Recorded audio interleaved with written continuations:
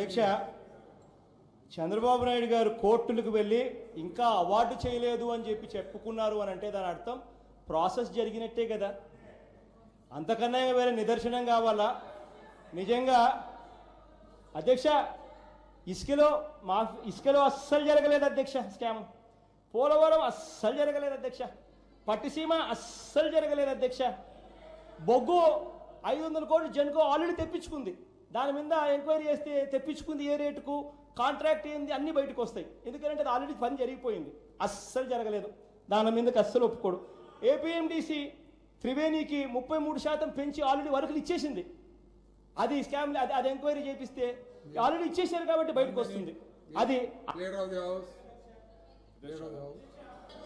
వీళ్ళ ఎక్కడికి పోతారా అధ్యక్ష? ఏంటిది? ఏ తమాషాట్లాడుతున్నారు? హౌస్ అంటే పద్ధతి లేకుండా బిహేవ్ చేస్తారు మీరు. మీ దివాలా కోరుతనం ఏంటి నాకు అర్థం కాలేదు. ఈ హౌస్ లో కాదు అధ్యక్ష, ఇది ఒక పవిత్రమైన దేవాలయం. మీరు ఏ మాట చెప్పినా ఆ మాట నిలబడాలి. మీ ఇష్ట ప్రకారం మాట నిలబడకుండా ఏదో పోడియం దగ్గర పంపిస్తే అయిపోతుంది అనుకోవద్దండి.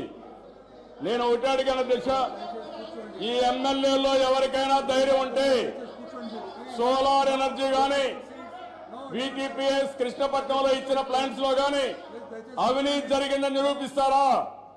మీరు మీ నాయకుడు నిరూపించలేకపోతే మీ పైన చర్య తీసుకోవాల్సి వస్తుంది. ముందు తేల్చండి. పోడియం దగ్గర రావడం కాదు, మీ దగ్గర డాక్యుమెంటరీ ఎవిడెన్స్ ఉండి చూపేయండి. నేను మళ్ళా సవాల్ విసురుతున్నా. సోలార్ ఎనర్జీలో వీటీపీఎస్ కృష్ణపట్నంలో అవినీతి జరిగిందని ఆరోపణలు చేశారు. అది నిరూపించిన తర్వాతనే ఫర్దర్ గా ముందుకు పోవాలి. మీరు ఎంత దుర్మార్గం అంటే మీ పైన ఎన్ని ఆరోపణలు ఉన్నారో అన్ని ఆరోపణలు ఉన్నాయి. నేను మళ్ళీ అవి నిరూపిస్తా.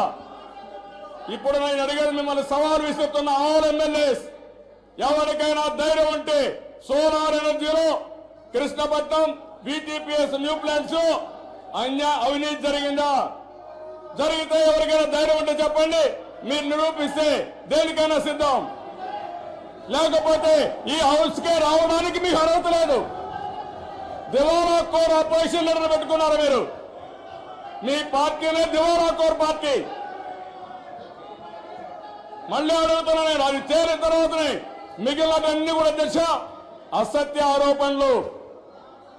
ఇష్టానుసారంగా మాట్లాడితే ప్రజలు నమ్ముతారనుకుంటున్నారు. అందుకనే 10 సార్లు చెప్పిందే చెప్తే అది వాస్తవం అనుకుంటున్నారు. ఇది వాస్తవం కాదు అధ్యక్ష. వీళ్ళ పైన అన్ని ఆరోపణలు ప్రూవ్ అయినాయి. వీళ్ళు కోర్టులో పోయేసి ఎమ్మెల్యేలు మీటింగ్ పెట్టుకునే పరిస్థితి వచ్చారు అధ్యక్ష. వీళ్ళు జైల్లో కోర్టులు పెట్టుకునే పరిస్థితికి వచ్చారు. మీరు ఆ విషయం మీరు గుర్తుపెట్టుకోవాలా. మీరు సిగ్గు కూడా లేకుండా వేరే పైన అవినీతి ఆరోపణలు చేస్తారా? మీరు ఎలాంటి ఎంక్వైరీ ఉండకూడదని 30 సంవత్సరాలుగా నీతి నిజాయితీగా బతికాము కాబట్టి ఎవరో ఏమి చేయలేకపోయారు. ఇప్పుడు కాదు, ఎప్పుడో తప్పు చేయం. ప్రజలకు నీతి నిజాయితీ కలిగిన ప్రభుత్వాన్ని ఇస్తున్నాం. సమర్థవంతమైన పాలన ఇస్తున్నాం. 5 సంవత్సరాల్లో మీరు చేసిన పనికి మీ జీవితాంతం శిక్ష పడే పరిస్థితికి వచ్చింది మీకు. ఆ విషయాలు మీరు గుర్తుపెట్టుకోవాలి. నేను అడుగుతున్న సవాలు విసురుతున్నా. మళ్ళీ ఏ ఎమ్మెల్యేకైనా ధైర్యం ఉంటే ఈ 2 విషయాల్లో అన్యాయం జరిగింది నిరూపించండి. ఒకవేళ అది కాసం కాకపోతే తప్పు చేసిన మీ అపోజిషన్ లీడర్ని తీసేసి మీరెవరిని అపోజిషన్ లీడర్గా తయారుగండి. ఆ విషయం మీరు గుర్తుపెట్టుకోండి. ముందు తెలుసుకోండి. మీరు మీ పార్టీలో తెలుసుకోవాలి. ఆంధ్ర రాష్ట్రం దోపిడీ రాష్ట్రం కాదు. వైఎస్ఆర్ కాంగ్రెస్ పార్టీ దోపిడీ పార్టీ, రాష్ట్రాన్ని దోపిడీ చేసిన పార్టీ, పనికి మాలిన పార్టీ. ఆ విషయాలు మీరు గుర్తుపెట్టుకోవాలి. మీ ఆటలకు సాగు, రౌడీజం సాగును. ఎవరన్నా రౌడీజం చేస్తే కోరలు దేశాలు తప్ప వదిలిపెట్టే సమస్య లేదు. ఆ విషయం గుర్తుపెట్టుకోవాలి. నేను మళ్ళీ హౌస్కి విజ్ఞప్తి చేస్తున్నాను దిశ. ఈ హౌస్లో ప్రతి ఒక్క మెంబర్ ఆలోచించాలి. ఆరోపణలు చేసినప్పుడు సాక్ష్యాధారాలు ఉండాలి. లేకుండా ఆరోపణలు చేసి మీరు ఏమైనా చేసుకోవడం కరెక్ట్ కాదు. నేను అందుకే మళ్ళీ అడుగుతున్నా. మొన్న ఇదే మరిగా మేము రాజీ పడ్డాం అధ్యక్ష. ఎప్పుడైతే ఆరోపణ చేశారో ఆరోపణ అయిన తర్వాత ఆ రోజు సాక్ష్యాధారాలు లేనప్పుడు ఈ హౌస్లో నిరూపించే వరకు నిరూపించాలి, లేకుంటే వాళ్ళపైన యాక్షన్ తీసుకోవాలి. ఇప్పుడు మళ్ళీ ఆరోపణ చేశారు. నేను ఒకటే అడిగాను, ఇప్పుడే విజయ్ కుమార్ రాజు గారు కూడా చెప్పారు. నేను అడిగేది సోలార్, అదే మరిగా VTPS కృష్ణపట్నం ప్లాంట్స్లో 7,000 కోట్ల రూపాయల అవినీతి జరిగిందని చెప్పారు. అది ప్రూవ్ కావాలి. ప్రూవ్ అయిన తర్వాత నెక్స్ట్ అజెండాకి వెళ్దాం. ప్రూవ్ చేయలేకపోతే వాళ్ళపైన యాక్షన్ తీసుకోవాలి. నో క్షమాపణ, యాక్షన్ తీసుకోవాలి. ఇది జరగకపోతే మాత్రం అధ్యక్ష ప్రతిరోజు నా ఇష్ట ప్రకారం మాట్లాడతాను, ఒక 5 గంటలు నేను తిడతాను, మీరు ఏమైనా చేసుకోండి అనే పరిస్థితి కరెక్ట్ అధ్యక్ష.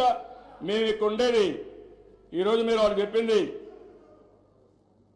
ఈరోజు చూడండి అధ్యక్ష, ఇండస్ట్రియల్ ఇన్సెంటివ్లో 5,000 కోట్లు కరప్షన్.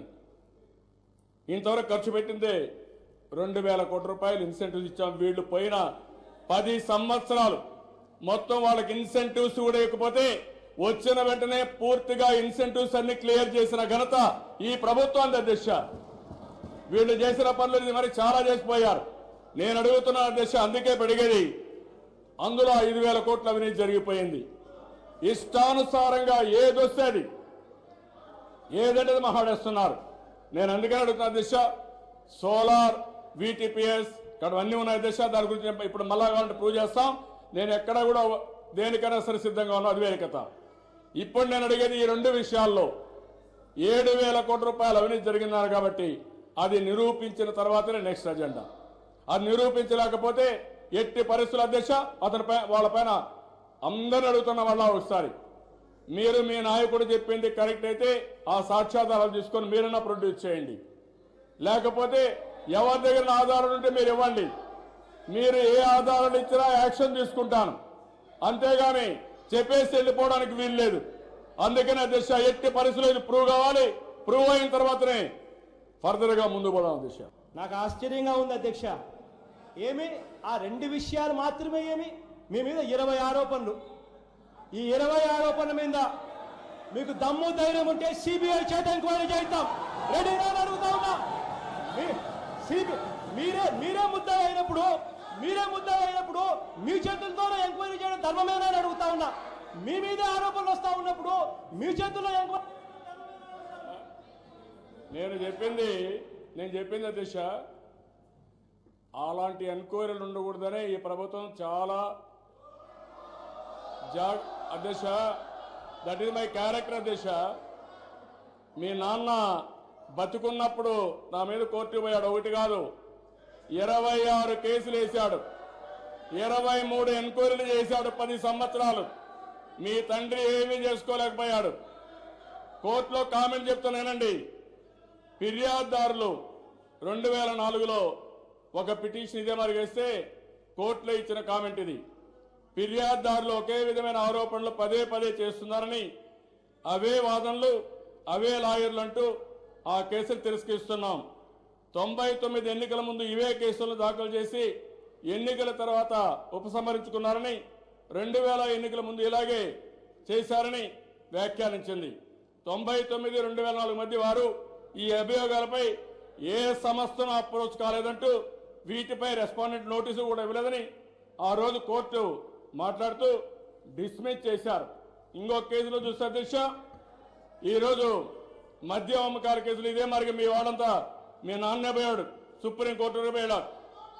ఆ రోజు చెప్పిన అధ్యక్ష, వికెట్లు లేని పిచ్చి మీద బంతి వేసిన పిటిషన్దారుడు అంపైర్కు అప్పీల్ చేసి 3వ అంపైర్ నిర్ణయం తీసుకోవాల్సిగా కోరుతున్నారు. అంటే ఏంటంటే వికెట్ లేని పిచ్చి మీద బంతి వేసిన పిటిషన్దారుడు అంపైర్కు ఏసీబీ జడ్జికి అప్పీల్ చేసి 3వ అంపైర్ ఏసీపీ కోర్టు దర్యాప్తు నిర్ణయం తీసుకోవాల్సి కోరుతున్నారు. బ్యాట్స్మెన్ కూడా లేకపోవడం విశేషం. బ్యాట్స్మెన్ కూడా లేకుండా బంతేసి యాక్షన్ తీసుకోమన్నారని సుప్రీంకోర్టు చెప్పిందయా మీరు పెట్టిన కేసులకి. నువ్వు గుర్తుపెట్టుకోవాలి, నువ్వు 26 కేసులు కాదు 100 కేసులు పెట్టు, మేము సిద్ధంగా ఉన్నాం. నీలాంటి వాళ్ళు దుర్మార్గులు ఉన్నారు. ఆ దుర్మార్గుల నుంచి రాష్ట్రాన్ని కాపాడడానికి నాకు ఓట్లేసి నిన్ను చిత్తుగా ఓడించి అక్కడ కూర్చొని పెట్టారు. అధ్యక్ష, నేనేం చెప్పాను అధ్యక్ష, ఇప్పుడు మీరు చాలా కేసులు చెప్పారు, అన్ని అవాస్తవాలు. ఎన్నండి 1,00,000 కోట్ల రాజధానిలో అవినీతి. అధ్యక్ష, ఎక్కడికి పోతున్నారు మీరు? అందుకనే దానిపైన కూడా మీ పేపర్ మీద కేసులు పెట్టాం. ఎవరైతే దాన్ని మాట్లాడి వాళ్ళపైన కేసులు పెడతాం. సాక్ష్యాధారాలు చూపిస్తే యాక్షన్ తీసుకుంటాం. లేకపోతే తప్పుడు ఆరోపణలు చేసిన వాళ్ళు కూడా కఠినంగా శిక్షిస్తాం. దాంట్లో సందేహం లేదు. నేను ఇప్పుడు అడిగేది, మీరు చెప్పింది ఏంటో దిశ, 2,000 కోట్ల రూపాయలు సబ్సిడీ ఇస్తే 5,000 కోట్ల రూపాయల అవినీతి ఇండస్ట్రియల్ ఇన్సెంటివ్స్ లో.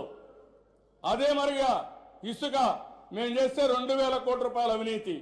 ఇది ఎక్కడికి పోతున్నారా దిశ? నేను అందుకే అడుగుతున్నా, మీరు చేసిన తప్పుడు విధానాల వల్ల ఆ రోజు సాగునీటి ప్రాజెక్టులు జల యజ్ఞం అని చెప్పి ధన యజ్ఞం చేసి ఇష్టానుసారంగా దోచుకున్నారు. ఒక్క ప్రాజెక్టు పూర్తి చేయలేదు. నేను మొబైలైజేషన్ అడ్వాన్సులు ఇచ్చారు. ఆ డబ్బులన్నీ మీ ఖజానాకు వచ్చాయి, మీ సొంత ఖజానాకు వచ్చాయి. అందుకే వాళ్ళు ఈరోజు చూస్తే పనులు చేయకపోతే నేను చాలా స్పష్టంగా ప్రతి ఒక్కరు ఒక నిర్ణయం చేసి ప్రజలతో అన్ని కూడా పేపర్ రిలీజ్ చేశాం, చర్చ చేశాం. తర్వాత ఆ ప్రాజెక్టులు పూర్తి చేయడం కోసం ముందుకు పోయాం. అన్ని మీరు ఆరోపణలు చేశారు. ఇప్పుడు నేను ఒకటే అడిగాను, మళ్ళీ వేరే విషయాలు మాట్లాడి తప్పించుకోవడానికి ప్రయత్నం చేయొద్దండి. ఏ విషయాలైతే మీరు చెప్పారో ఆ విషయాలకు మీరు స్టాండ్ కండి. ఈ 2 ఆరోపణలపైన మీరు ప్రూవ్ చేయండి. ఏదేనికైనా సిద్ధం. ప్రూవ్ చేయలేకపోతే మాత్రం హౌస్ ముందుకు పోవడానికి వీలైన దిశ. మళ్ళీ చెప్తున్నా, మిగిలిన మీరు చెప్పినన్ని అసత్య ఆరోపణలే. అది అవినీతి మీ జీవితంలో భాగం అవినీతి. ఆ విషయం మీరు గుర్తుపెట్టుకోవాల్సిన అవసరం ఉంది. ఈ ప్రభుత్వం దిశ నీతి నిజాయితీగా ఉంటాం. అవినీతి పరుల ఒకటే చెప్తాను దిశ, అవినీతి పరుల పట్ల చండశాసనగా ఉంటాను తప్ప వదిలిపెట్టే సమస్య లేదు. ఆ విషయం మీరు గుర్తుపెట్టుకోవాలి. అట్లని చెప్పి అడ్డుపడి ప్రాజెక్టులు నిలిపేయాలనుకుంటే మీ తరం కాదు. ఒకటే చెప్తాను అధ్యక్ష, ఎట్టి పరిస్థితుల్లో ముందుకు పోతాం తప్ప వెనక్కి తిరిగి చూసే సమస్య లేదు. ప్రజా సంక్షేమం కోసం, ప్రజల అభివృద్ధి కోసం నేను మళ్ళీ డిమాండ్ చేస్తున్నా, ఈ 2 మీరు నిరూపించండి. మిగిలిన విషయాల్లో కూడా సాక్ష్యాధారాలు మీరు తీసుకురండి, నేను యాక్షన్ తీసుకుంటా. ఏది కూడా సాక్ష్యాధారాలు లేకుండా ఇష్టానుసారంగా ఆరోపణ చేయడం మంచిది కాదు. ఇది హోందాతనం కాదు. ఈ చట్టంలో కూడా ఈ యొక్క శాసనసభలో ఇలాంటి ఆరోపణలు చేయడం శాసనసభకే కళంకం అధ్యక్ష, అది మంచిది కాదు.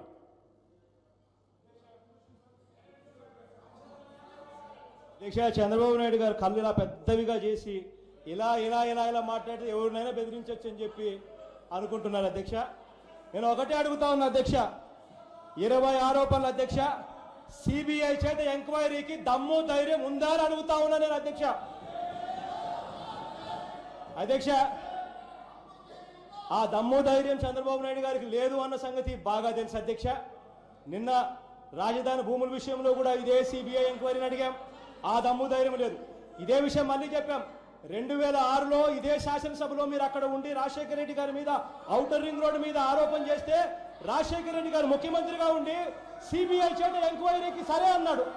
అది రాజశేఖర రెడ్డి గారు చేయించారు.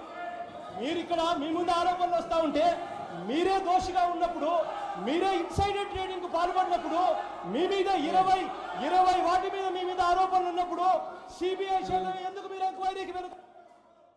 గజరాజు రోడ్డు మీద నడుస్తా పోతా ఉంటే కుక్కలు మొరుగుతా ఉన్నాయంట. నిజంగా ఆ కథ శ్రీకాంత్ చెప్తా ఉంటే నిజంగా వీళ్ళు మాట్లాడిన మాటలు కూడా